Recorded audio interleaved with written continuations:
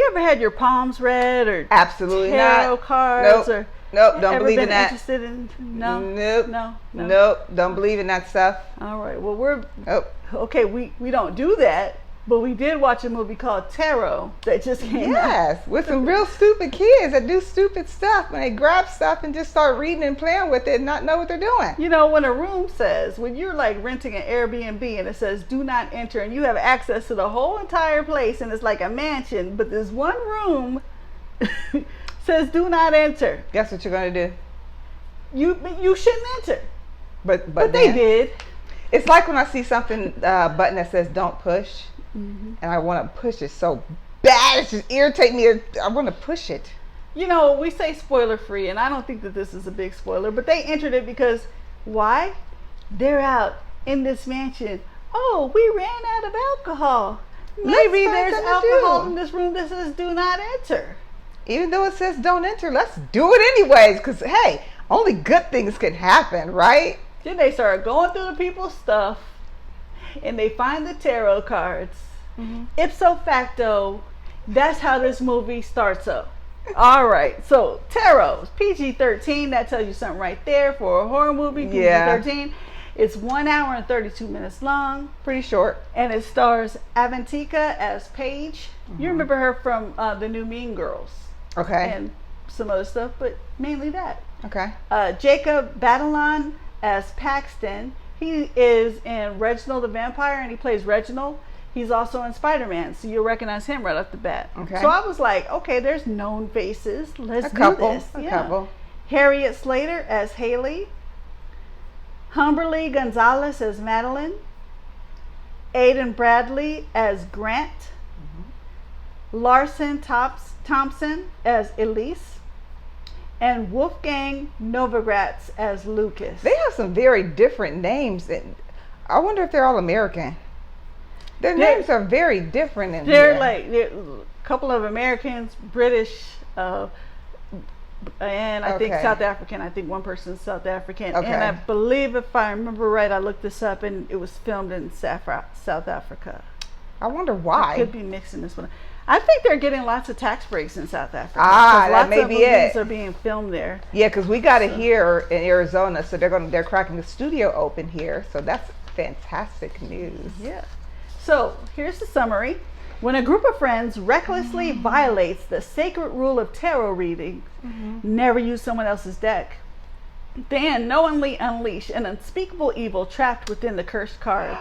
What? One by one, they come face to face with fate and end up in a race against death to escape the future foretold in their readings. How many times have we heard that plot? A lot. 88 or 89? A lot.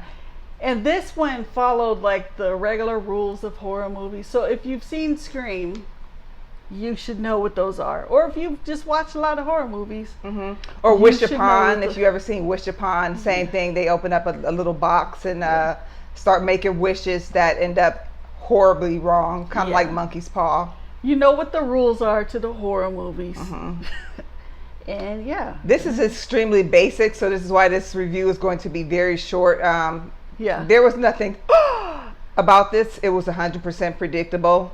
Ended pretty poorly. Lots of jump scares, but I didn't jump. I didn't jump in. It didn't even scare me whatsoever. But if you're lightweight, you know, you might jump and that might be exciting. Or you might even think it's great if you like these type of movies, but if you've seen one, you've seen them all. Yeah. If you've seen them all, you've seen this one. Yeah. So we don't even have any we do have one little fun note.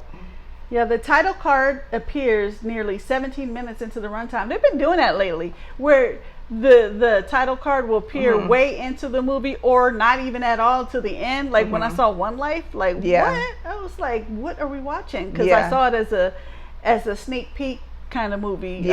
Secret cinema, that's what they're calling it. Yeah, when you went and they don't know what tell you what movie it's going to be, but it's new. Yeah, so I'm sitting there. That sucked for secret cinema to not know. I'm like, okay, it's an interesting movie, but what the heck is this movie even called? To the end. Then you see it okay. Hey, I would have liked to have known that in the beginning, but there's no extra scenes. No need to. To tell you something, IMDb is giving this movie 5.0 out of 10.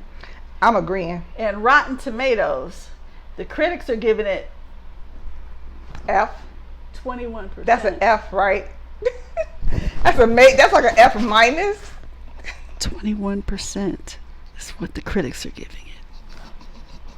And the audience score is 58%. So what is Thommi's clapper score out of 5? I gotta be honest, it's 2. It's 2. I feel like that's kind of almost generous though. My time, I wasn't angry. I don't typically get angry when I leave the theater and the movie's terrible, but I just left like, I seen that movie 88 times ago. Yeah.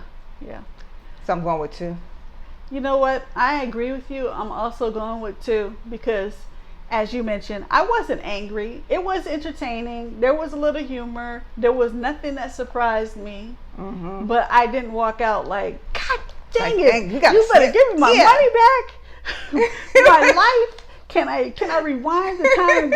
It wasn't like that bad. It was bad because it was predictable. Yeah, but you left like, what am I going to do now for a day? Because I've seen worse. That was just kind of. Yeah, and at least it was only an hour and 32 minutes long. So it was very boring. So I'm giving it a 2 clappers. I didn't even really find it boring. It's just predictable.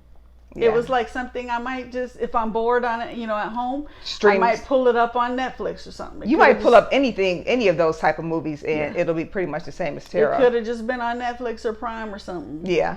It didn't have to go to the movies. Streaming service, yep. Mm-hmm. I agree with you. So, if you love horror movies and stuff, you might want to skip this one. If you are a person that doesn't usually watch that much horror, but you kind of want to get into it, dip your toe in, then maybe this is a movie for you. I don't know. This is a toe dipper. Yeah. It's a toe dipper, but definitely not for me. Not for us. Even you know what good horror is. Yeah. This wasn't for us. So we're just letting you know. Skip it or wait till it comes to the streaming service. Right. But if you insist on going to the movies, please matinee. Oh, yeah, for sure. Please matinee or go to the $5 if you have a friend to pay for your ticket. Yeah, or go to Majestic and wait and do the little $5 on Tuesdays. That's all I can say. So that was short and sweet because we didn't enjoy this very much. So we'll let you know where you can find us at, though, because we're a lot more interesting than the movie Terror was. Right. First, you can find us on Cash App. So we take any type of donations. Anything is appreciated. Find us there. Yeah. GottaBeReel. It's the $, GottaBeReel. Right here. It's going to be right about here. Mm-hmm. We also take requests, any genre. Let us know what you want to see. You can post it right there on our page, and we'll watch it, and we'll go ahead and review it for you. And you can also find us on Facebook. Correct. On YouTube. Mm-hmm. And on Instagram. You can find us on all 3 of those platforms. Chat with us. Let us know what you think. If you hear something that we said and it wasn't quite kind of right, let us know. We're not always correct. We make mistakes sometimes. We listen. We read very little mistakes, but it happens sometimes. And we do listen to you. We want to talk to you. So talk to us and let us know. Okay, we're doing this for you. All right? Conversate with us. Yes, and also we would also like to tell you about Miss Jules. Her son has it's called the Queued Up Podcast. And yes, the clap goes in there. And speaking of DJ Aaron Michael, he just told me today, which I'll be posting this later, but today is Wednesday the 15th, that he is now the first resident Black or African American DJ in Scottsdale. What? Are you serious? Yes. He's been DJing there for a while. But he's a resident now. But now he is residencies at 2 clubs. DJ Aaron, your son, you have a great son. He's really responsible and he's ambitious and he just does so much different stuff. So go ahead and check out their podcast, the Queued Up Podcast. There you go. DJ Aaron Michael. All right. Well, thank you very much for tuning in. We will see you soon. Bye-bye. Bye-bye.